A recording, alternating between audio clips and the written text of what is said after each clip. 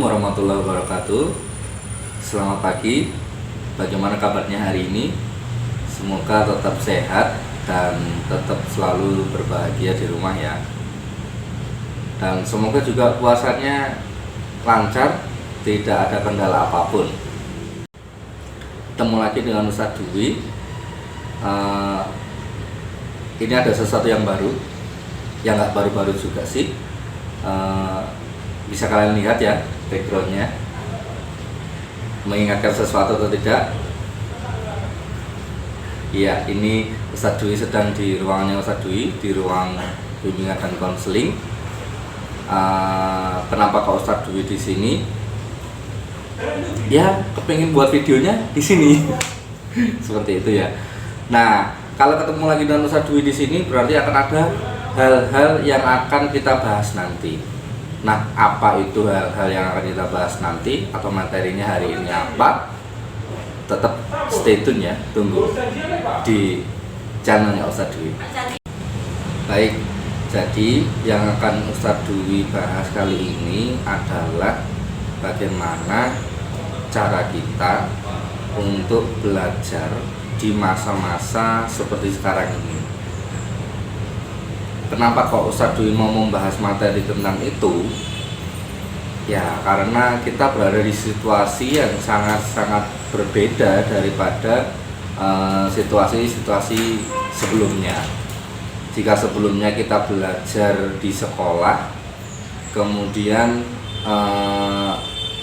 apa-apa yang perlu kita kerjakan semuanya dikerjakan di sekolah, baik itu tugas dari ustazah, kemudian penyerapan ilmu atau informasi dari ustazah, itu semuanya dikerjakan di sekolah dan juga bersama teman-teman langsung.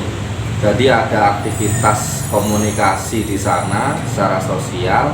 Jadi kalian bisa berkumpul, kemudian berdiskusi tentang suatu permasalahan tertentu yang dipelajari bersama dengan teman-teman dan juga ustazahnya atau ustadznya secara langsung. Nah, di masa-masa seperti ini tentu berbeda. Yang jelas kita berada di rumah, ya kan? Kalian berada di rumah, kemudian kita bisa sharing ketemu begini juga lewat video, yang mana itu tidak langsung begitu. Jadi ada banyak hal yang berbeda. Nah, selanjutnya bagaimana cara kita belajar di saat-saat yang seperti ini? Jadi sebenarnya bagaimana sih kita bisa belajar di situasi seperti ini? Jadi yang pertama kita harus tahu adalah dari cara belajar atau biasa disebut dengan gaya belajar. Jadi belajar itu secara garis besar adalah bagaimana kemampuan seseorang untuk menyerap informasi atau ilmu yang disampaikan oleh orang lain atau diperoleh melalui sebuah pengalaman. Nah, nanti informasi atau ilmu itu diolah sendiri oleh individu tersebut sehingga si individu tersebut bisa menghasilkan atau mempraktekkan sesuatu yang telah diterimanya. Jadi garis besarnya itu seperti itu. Nah, bicara tentang gaya belajar, ada beberapa gaya belajar yang perlu kita tahu. Ada 3 sebenarnya. Yang pertama adalah gaya belajar secara visual. Kedua adalah gaya belajar secara auditori. Kemudian yang ketiga adalah gaya belajar secara kinestetik. Ustadz tidak akan menjelaskan lebih banyak lagi atau panjang lebar tentang gaya belajar tersebut. Kalian bisa mencarinya di internet seperti itu. Silahkan kalian searching di internet tentang gaya-gaya belajar yang Ustadz sebutkan tadi. Namun Ustadz akan menjelaskan secara garis besar.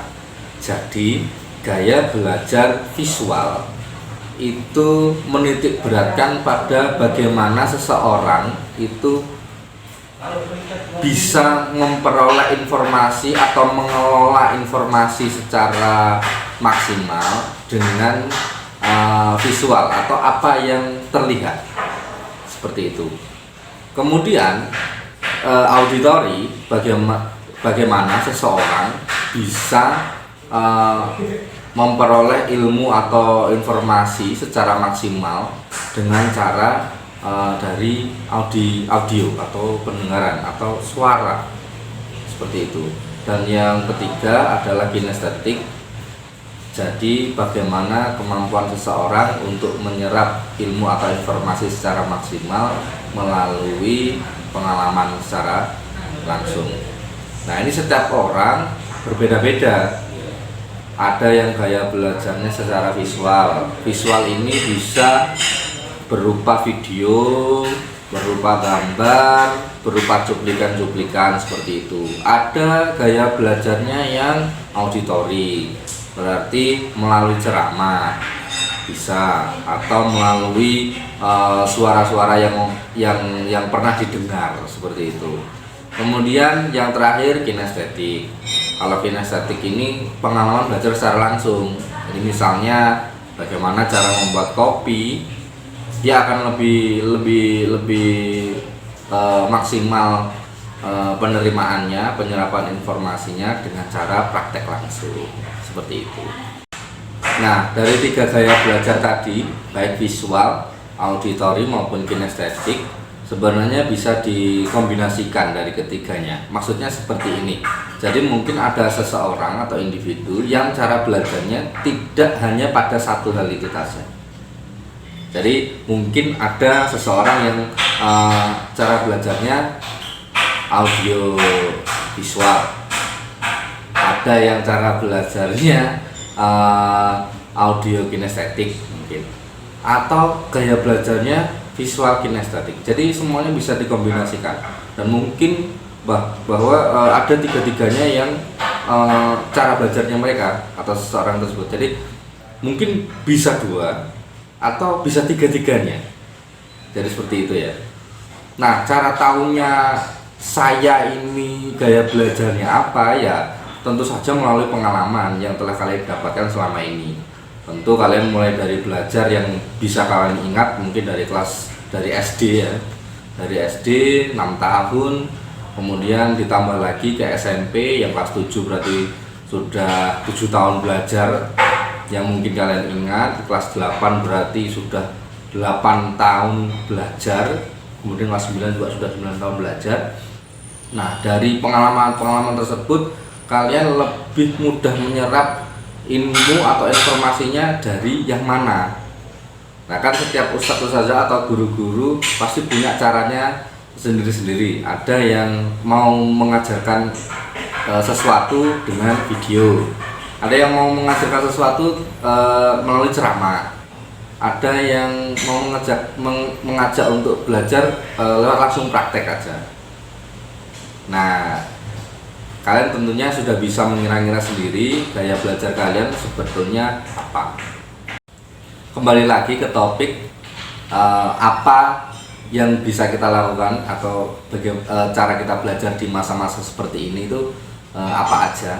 Nah, ini ada beberapa hal yang nanti akan saya sampaikan. Namun yang pertama yang harus kita tekankan adalah bahwa di setiap kondisi apapun ya, di setiap kondisi apapun sebenarnya itu adalah salah satu proses belajar atau salah satu proses pembelajaran. Tak percaya? Nah, gini, Ustadz kasih contoh logikanya. Misalnya kalian bersepeda, tapi gini, maaf, kalian hendak bersepeda, namun tidak memperhatikan sepeda yang akan kalian pakai. Apakah itu kondisinya bagus, mulai dari rem, ban, dan yang lain-lain, maksud saya ya. Apakah kondisinya layak dipakai jalan-jalan atau tidak? Langsung kalian pakai ke jalan-jalan atau kalian pakai bersepeda. Nah, tiba-tiba di tengah jalan bannya kempes, nggak cuma 1 tapi 2. Nah, itu juga pembelajaran. Maksudnya adalah dengan situasi yang seperti itu, oh, ini suatu pembelajaran bahwa nanti ketika saya akan bersepeda lagi, saya akan mengecek kelayaan dari sepeda yang akan saya pakai. Itu maksudnya. Jadi setiap kondisi apapun sebenarnya itu adalah sebuah proses pembelajaran. Pasti ada hikmahnya, pasti ada hal yang dapat kita pelajari.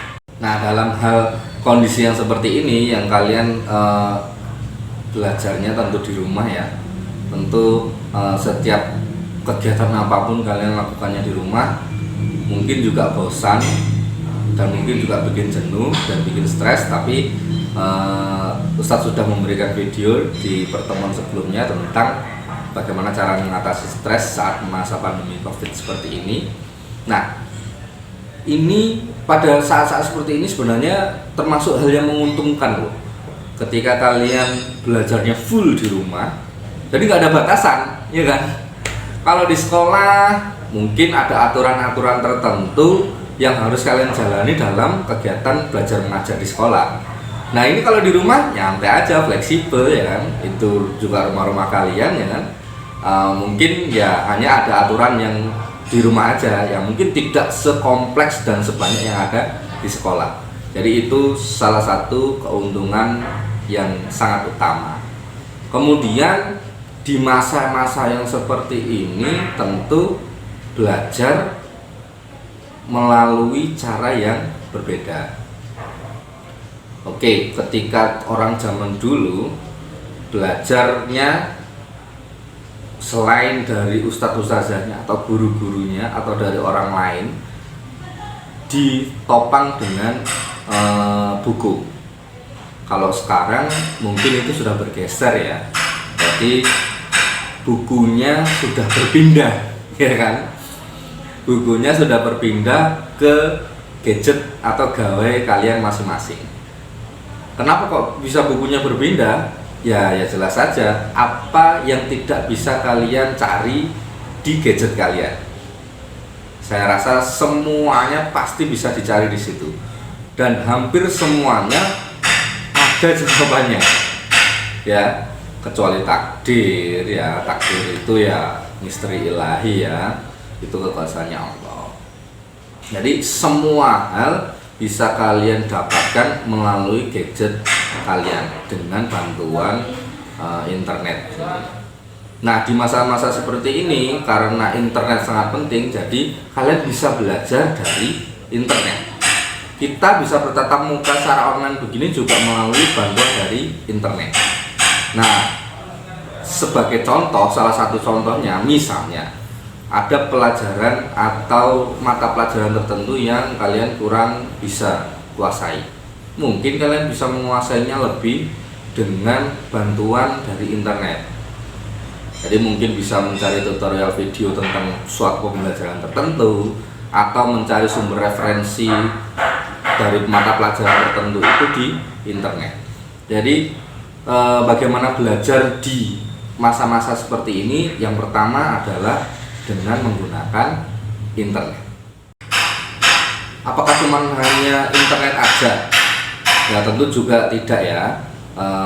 Namun sebagai referensi utama tentu tetap di internet, karena biar bagaimanapun ruang gerak kita kan akhir-akhir ini terbatas, apalagi dengan diberlakukannya PSBB di area Surabaya, Sidoarjo dan Gresik, yang membuat kita ruang geraknya sedikit terkekang seperti itu. Jadi bagaimana kita bisa mengetahui sesuatu ya lewat internet. Yang kedua ya, karena yang pertama tadi Ustadz bilang bahwa sebenarnya ini keuntungan buat kalian, karena kalian belajarnya di rumah lebih fleksibel, lebih santai. Nah, karena lebih fleksibel dan lebih santai, maka yang kedua adalah kalian harus memperbanyak soft skill. Ya, soft skill itu apa? Garis besarnya seperti ini. Kemampuan lain yang harus kalian miliki selain dari kemampuan pelajaran yang ada di sekolah. Makanya di sekolah itu juga kita akomodasi ya untuk kegiatan soft skill kalian melalui kegiatan ekstra kurikuler. Nah, kalian sudah memilih beberapa ekstrakurikuler di situ dan mungkin kalian menikmatinya, mungkin juga tidak. Dan sekarang malah sekolah libur jadi ekstranya tidak ada. Nah, ini kunci kedua belajar di rumah di saat kondisi seperti ini adalah dengan cara kita memperkuat atau menambah soft skill kita. Nah, caranya gimana Ustadz? Kita menambah soft skill atau kemampuan di luar pelajaran itu. Yang jelas soft skill itu karena itu minoritas ya, bukan hal yang utama. Hal yang utama ya jelas dari mata pelajaran yang kita pelajari di sekolah. Karena itu minoritas, ambil dari hal yang membuat kalian senang. Mungkin bisa dari hobi atau kegiatan yang lain yang intinya kamu nyaman, senang dan enjoy melakukannya. Bisa apa saja, banyak. Nah, Ustaz kasih contoh satu.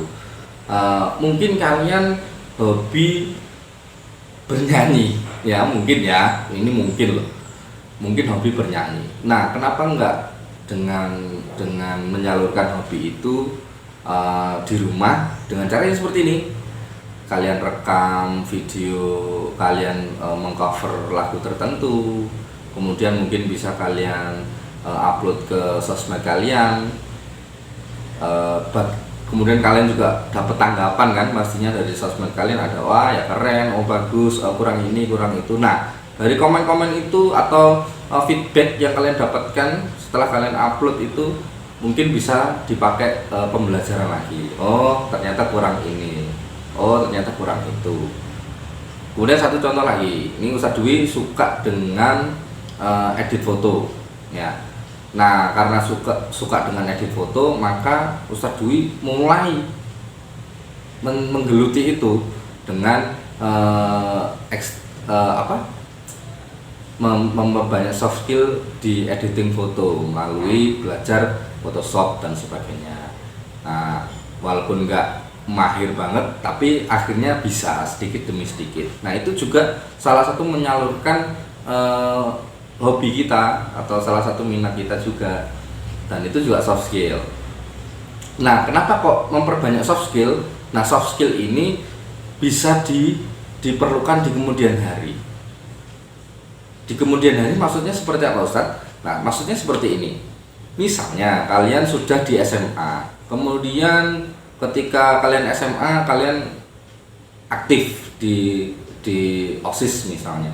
Nah, di situ kan pasti ada seksi-seksinya tuh, banyak ya kan ya, sama kalau di SMP juga begitu, OSISnya ada banyak seksinya. Nah, kemudian kalian suka seni, jadi seperti Ustadz ajarkan di contoh tadi, misalnya suka nyanyi. Nah, masuklah ke seksi seni itu. Nah, kalian hidupkan seksi seni itu di sekolah kalian yang baru, misalnya seperti itu. Jadi pasti akan berguna. Kemudian ketika di pekerjaan, ketika kalian nanti setelah lulus SMP, lulus SMA, kemudian setelah itu entah mau kuliah atau langsung bekerja, pasti kan harus membuat apa yang namanya CV atau kurikulum vitae, jadi data diri. Itu perlu ketika kalian hendak melamar pekerjaan. Nah, di situ nanti pasti akan dilampirkan di situ kemampuan-kemampuan yang lain.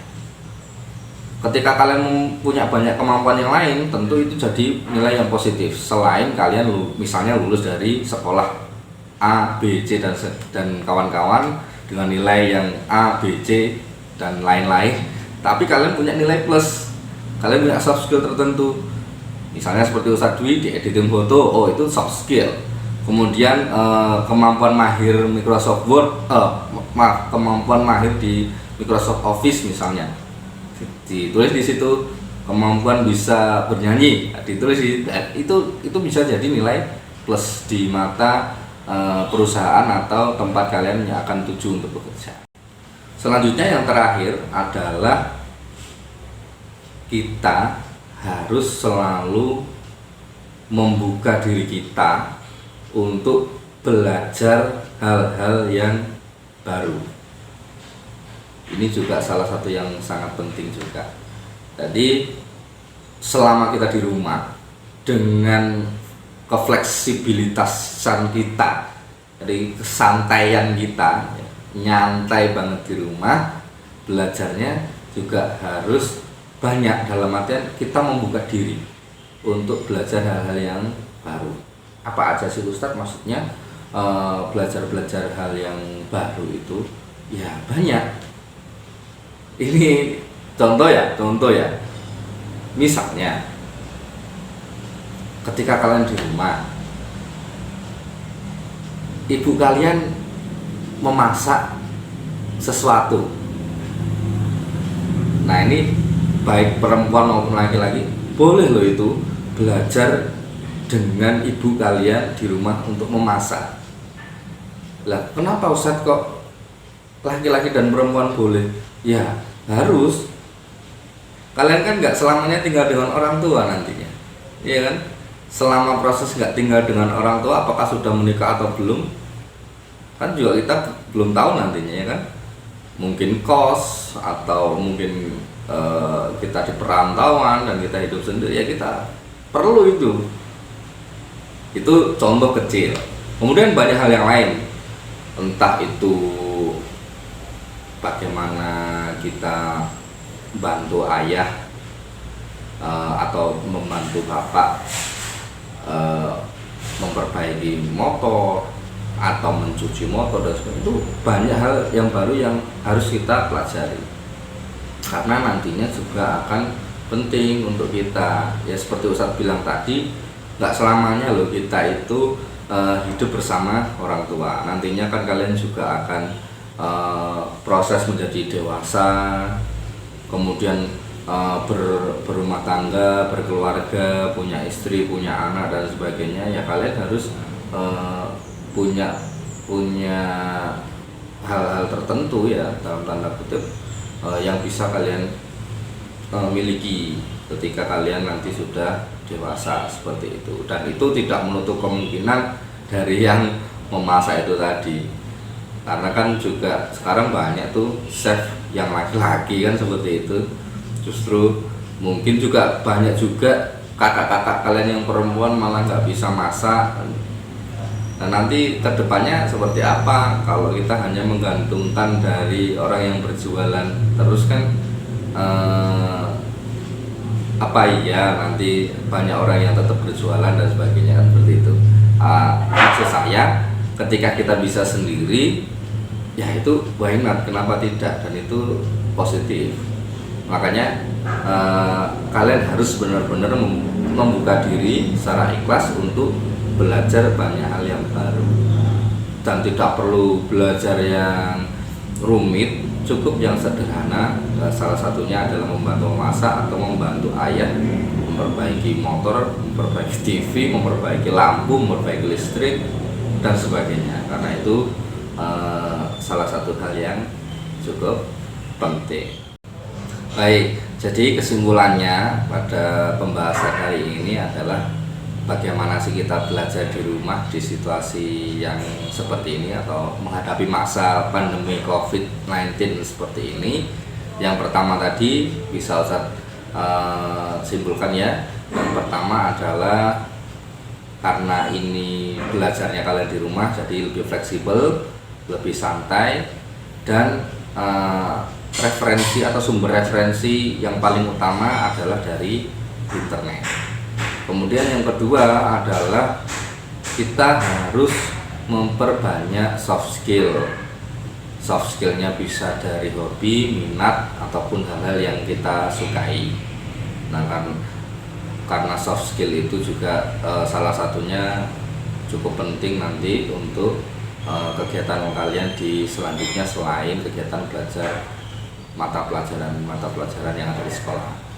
Yang ketiga adalah dengan membuka diri secara ikhlas untuk belajar hal-hal yang baru yang sekiranya ada atau bisa dipelajari di rumah atau di area lingkungan rumah. Baik, sepertinya cukup sampai di sini materi kita kali ini. Sampai ketemu lagi di pertemuan selanjutnya, tentunya tetap di channelnya Ustadz Dwi ya.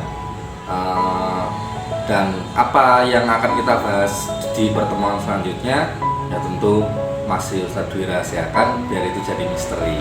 Nah, supaya kalian nanti bisa harap-harap cemas. Enggak juga sih ya.